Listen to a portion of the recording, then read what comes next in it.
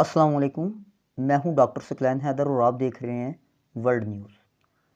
ناظرین، پچھلے ولاگ میں ہم نے غزہ کی صورتحال پر بات کی تھی اور اسی چیز کو اب ہم آگے لے کر چلتے ہیں۔ خبریں بہت ہیں مگر میں کوشش کروں گا کہ آپ کا زیادہ ٹائم نہ لوں کیونکہ آپ کا ٹائم بہت قیمتی ہے۔ آپ کا بہت شکر گزار ہوں کہ آپ نے یہ چینل دیکھنے کے لیے ٹائم نکالا۔ ناظرین، غزہ کی صورتحال دن بدن خراب سے خراب تر ہوتی جا رہی ہے۔ پہلے ہی انتہائی خراب تھی صورتحال اور 97% 97% انفراسٹرکچر تباہ ہو چکا ہے غزہ کا۔ غزہ کی صورتحال اتنی سنگین ہو چکی ہے اور اوپر سے اسرائیل کی ہٹ درمی کی وجہ سے حالات اتنے خراب ہو چکے ہیں کہ دیکھیں، جو اقوام متحدہ کی سیکیورٹی کونسل نے جو قرارداد منظور کی تھی، یہ سیکیورٹی کونسل وہ ہوتی ہے کہ جب بھی امریکہ، اسپیشلی امریکہ کی بات کرتا ہوں کہ اس نے کسی ملک پر اٹیک کرنا ہو تو وہ سیکیورٹی کونسل کا سہارا لیتا ہے۔ حالانکہ یہ اسی کے انڈر ہی ہے مگر پھر بھی ایز اے فارمیلٹی قانونی کارروائی کہہ سکتے ہیں، کاغذی کارروائی پوری کرنے کے لیے سیکیورٹی کونسل سے قرارداد منظور کی جاتی ہے۔ تو جب وہ قرارداد منظور ہو جاتی ہے تو پھر مطلوبہ ملک کے اوپر چڑھائی کر دی جاتی ہے، جس طرح انہوں نے افغانستان کے ساتھ کیا، انہوں نے عراق کے ساتھ کیا، ایک نہیں دو مرتبہ کیا۔ تو اس طرح یہ سیکیورٹی کونسل کا کام ہوتا ہے۔ تو اب سیکیورٹی کونسل نے اسرائیل کے خلاف قرارداد منظور کی، جنگ بندی کی قرارداد منظور کی اور اس کو وہاں فلسطینیوں کی نسل کشی سے روکا۔ تو اسرائیل نے اس قرارداد کو ماننے سے صاف انکار کر دیا۔ اب دیکھیں، سیکیورٹی کونسل کی کوئی بھی قرارداد جو ہوتی ہے اس کو کوئی بھی ملک اس سے انکار نہیں کر سکتا، وہ تسلیم کرنی پڑتی ہے، مگر اسرائیل نے صاف انکار کر دیا اور واضح الفاظ میں کہہ دیا کہ رفح آپریشن بھی ہو کر رہے گا۔ رفح کا علاقہ وہ ہے کہ جو بارڈر کے ساتھ، جو غزہ کے بارڈر کے ساتھ مصر جہاں سے سٹارٹ ہو جاتا ہے تو وہ رفح بارڈر ہے۔ تو ادھر فلسطینیوں کے خلاف اسرائیل جو ہے یہ آپریشن کرنے جا رہا ہے۔ تو یہ انتہائی خراب صورتحال ہے کیونکہ لاکھوں کی تعداد میں فلسطینی پہلے شہید ہو چکے ہیں، جبکہ میڈیا بہت کم تعداد بتاتا ہے۔ پچھلے ولاگ میں بھی میں نے بتایا تھا کہ شہداء کی تعداد لاکھوں میں ہے، ہزاروں میں نہیں ہے، جبکہ میڈیا ہزاروں میں بتاتا ہے۔ خود فلسطینی کہتے ہیں کہ میڈیا جو بتا رہا ہے یہ تو اس کا 10% بھی نہیں ہے۔ اچھا، اگلی بات کہ رفح کے مقام پر فلسطینی بہت زیادہ تعداد میں، یعنی کہ سمجھ لیں کہ پورے غزہ سے فلسطینی جو ہیں وہ وہاں اکٹھے ہو چکے ہوئے ہیں۔ اب وہاں پر بھی حملے جاری ہیں، تو وہاں سے اس کی پالیسی ہے اسرائیل کی، وہاں سے ان کو دھکیلا جائے مصر میں اور غزہ پر ہمیشہ کے لیے قبضہ کر لیا جائے، جبکہ فلسطینی اسی چیز کی تو قربانی دے رہے ہیں۔ وہ اپنے گھر بار تباہ ہونے کے باوجود بھی وہاں سے نہیں جا رہے کہ ہم نے اپنا آبائی وطن نہیں چھوڑنا، کیونکہ اب اگر ایک دفعہ وہ وہاں سے چلے گئے تو پھر اس کا مطلب کیا ہوگا کہ ہمیشہ کے لیے غزہ جو ہے یہ اسرائیل کے قبضے میں چلا جائے گا اور پھر فلسطینیوں کا واپسی کا راستہ ختم ہو جائے گا۔ اب اسرائیل نے ایک اور بہت بڑا بلنڈر کیا ہے کہ غزہ میں جو امداد پہنچائی گئی ہے، امدادی ٹیم پر حملہ کر کے، بم باری کر کے بہت سے ورکرز کو ہلاک اور زخمی کر دیا ہے۔ اس میں یورپین ورکرز ہیں، یورپ سے تعلق رکھنے والے، اور آسٹریلیا سے تعلق رکھنے والوں کی بھی ایک تعداد شامل ہے۔ تو یہ بہت سارے ہلاک بھی ہوئے ہیں اور زخمی بھی ہوئے ہیں۔ اس کے علاوہ اسرائیل نے شام کے دارالحکومت دمشق میں ایران کے سفارتخانے پر فضائی حملہ کیا ہے اور ایران کے سینئر ترین جرنیلوں کو ہلاک کیا ہے۔ ان میں پاسدارانی انقلاب کے 7 ارکان شامل ہیں اور یہ تعداد کل 13 یا 14 افراد کے ہلاک ہونے کی تعداد بنتی ہے۔ اب ایران نے اس کے جواب میں سخت جوابی کارروائی کی دھمکی دی ہے۔ امریکہ جو کہ یہ سب کچھ کروا رہا ہے، جو اس سب کچھ کا ذمہ دار ہے، کیا وہ اس کو روک نہیں سکتا؟ روک سکتا ہے۔ امریکہ اگر ایک بار کہہ دے، ایک فون کر دے، ایک فون کال کی مار ہے یہ جو نیتن یاہو ہے، ایک فون کال کر دے تو وہ فلسطینیوں کا قتل عام روک سکتا ہے، مگر امریکہ ایسا نہیں کر رہا۔ اوپر سے امریکہ نے کیا کیا ہے کہ جدید ترین جنگی طیارے 35 کی تعداد میں، سننے میں آ رہا ہے کہ 35 کی تعداد میں جدید ترین جنگی طیارے جو کہ پہلے اس علاقے میں کسی کے پاس بھی نہیں ہیں، وہ اسرائیل کے حوالے کر دیے ہیں۔ اب سوچنے والی بات یہ ہے کہ تباہ شدہ غزہ جو ہے اس کے لیے اتنے جدید ترین جنگی طیاروں کی کیا ضرورت پیش آ گئی؟ تو ناظرین، اصل بات کچھ اور ہے۔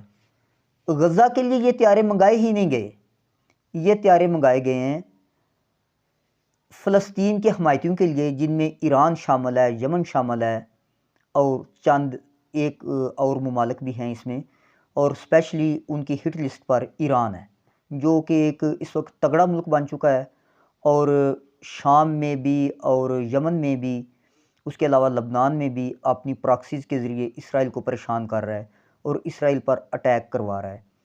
تو اس لیے ایران کو ٹھکانے لگانا ان کا مقصد ہے، ایران کو ٹارگٹ کرنا۔ اب اس میں وہ کتنی حد تک کامیاب ہوتے ہیں یا ایران ان پر غالب آتا ہے، یہ بات کی بات ہے۔ اب ایران نے سخت جوابی کارروائی کی دھمکی دی ہے، اور سننے میں یہ بھی آ رہا ہے، جو لیٹسٹ نیوز ہمارے پاس آئی ہیں وہ یہ ہیں کہ وہ CIA کی جانب سے ہیں کہ امریکہ جو ایران جو ہے یہ اسرائیل پر ڈائریکٹ حملہ کرے گا۔ اس سے پہلے ابھی تک ایران نے اسرائیل پر اور اسرائیل نے ایران پر ڈائریکٹ حملے نہیں کیے۔ ناظرین، یہ دراصل ایک گریٹ گیم ہے، اور یہ سارا کچھ اس گریٹ گیم کا حصہ ہے، مگر اس صورتحال میں آپ کے سامنے سارے حالات ہیں کہ کوئی بھی اسلامی ملک ابھی تک غزہ میں فوج بھیجنے کے لیے تیار نہیں ہے، کیونکہ آلموسٹ سبھی امریکی غلام ہیں، امریکہ کے تابع کام کرتے ہیں۔ بے شک ان ممالک میں پاکستان کی طرح جمہوریت بھی ہو، مگر جو ان کے حکمران ہوتے ہیں، چاہے ایک پارٹی کی حکومت ہو یا دوسری پارٹی کی حکومت ہو، وہ ہوتے سارے امریکی غلام ہیں۔ جس طرح یہاں پاکستان میں بھی آپ نے دیکھا کہ کبھی مسلم لیگ نون کی حکومت بن گئی اور کبھی حکومت بن گئی پیپلز پارٹی کی، تو یعنی انہوں نے باریاں جس طرح مقرر کی ہوئی تھی، یعنی کہ اقتدار میں جو بھی آئے کرنی اس نے امریکی غلامی ہے۔ تو اسی طرح تمام اسلامی ممالک جو ہیں، شاید ہی کوئی ایک آدھ ایسا ہو کہ جو امریکہ کا غلام نہ ہو، ادروائز سارے امریکی غلام ہیں۔ اسی وجہ سے ابھی تک کسی نے غزہ میں اپنی فوج کو نہیں بھیجا۔ دیکھیں، یمن ایک چھوٹا سا ملک ہے، مگر جس نے ثابت کر دیا ہے کہ سب سے بڑی چیز غیرت ہے، اور سب سے بڑی طاقت، سپریم پاور، اللہ تعالیٰ کی ذات ہے۔ اس اکیلے یمن نے اسرائیل تو ایک سمجھ لیں کہ ایک چھوٹا سا ملک ہے، اس کو ہم کیا سپر پاور کہیں، اس نے امریکہ اور یورپ کو پریشان کر کے رکھ دیا ہے، اکیلا ان کا مقابلہ کر رہا ہے۔ اور ابھی تک امریکہ اور یورپ کے کئی ممالک جو وہاں اپنی فوجیں لے کر بیٹھے ہوئے ہیں، اور انہوں نے یمن کی ناکہ بندی کی ہوئی ہے، اپنی بحری فوج لے کر بیٹھے ہوئے ہیں، ابھی تک وہ اپنے جہاز وہاں سے گزار نہیں سکے۔ تو یمن نے ثابت کر دیا ہے کہ سب سے بڑی طاقت اللہ تعالیٰ کی طاقت ہے، اور اللہ تعالیٰ پر ایمان اور اعتقاد ہونا چاہیے۔ جو انسان اللہ پر ایمان رکھتا ہے وہ پھر کسی دنیاوی طاقت سے، کسی شیطانی طاقت سے نہیں ڈرتا۔ امریکہ اور یورپ نے پوری کوشش کی ہے کہ وہ کسی نہ کسی طریقے سے راستے کلیئر کرا سکیں سمندر میں، مگر ابھی تک وہ کامیاب نہیں ہو سکے۔ دوسری صورتحال یہ ہے عرب ممالک میں، اور بلکہ پوری دنیا میں، کہ حکومتیں تو کچھ کر نہیں پا رہی۔ اب جو عوام ہے وہ باہر نکل آئی ہے، عوام نے اپنی حکومتوں کے خلاف احتجاج کرنا شروع کر دیا ہے۔ اس میں بہت سے عرب ممالک بھی شامل ہیں، اور عرب ممالک اب بہت مجبور ہو جائیں گے، کیونکہ وہاں پر تو بادشاہتیں ہیں، خاندانی نظام حکومت ہے، اور عوام کو انہوں نے سہولیات دے کر اپنے تابع کیا ہوا ہے، اور اگر عوام ان کی سہولیات کو ٹھوکر مار دے اور ان کے خلاف ہو جائے تو پھر اس کا نتیجہ بہت بھیانک نکلے گا۔ اس میں ان کی بادشاہتیں جاتی رہیں گی، کوئی اور خاندان کھڑا ہو سکتا ہے، حکومت میں آنے کا دعویٰ کر سکتا ہے، حکومت چھین سکتا ہے، یا پھر جمہوریت آ سکتی ہے۔